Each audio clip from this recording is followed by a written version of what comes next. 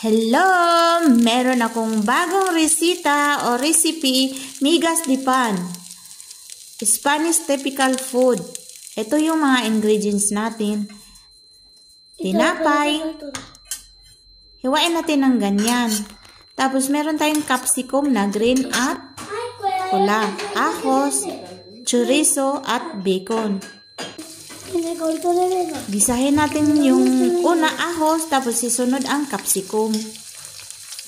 Tapos pag naluto na yan, haonin natin yan at isunod ito.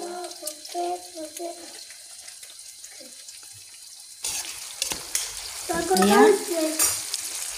Malapit na.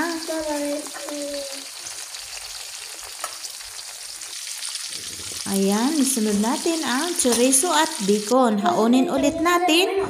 Yung natirang oil, yun ang iluto natin sa tinapay.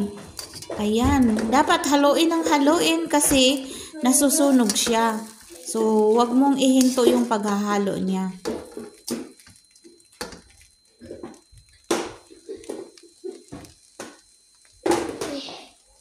Tapos, itong siniparit natin, mamaya sasabihin ko kung anong gawin.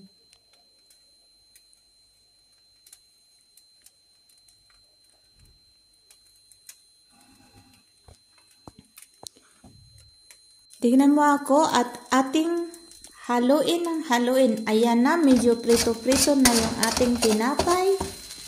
Ayan.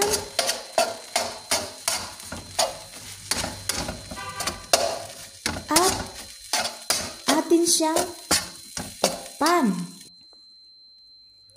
Kasi para yung tawag nito, basta. Tapos pag kailangan na natin, pag kainin na natin siya, initin ulit natin yung tinapay at ilagay natin yan. Okay? Ayan na guys. Oras na ng kainan at hinalo na natin ang ating lahat ng ingredients. Ayan na. Enjoy for watching!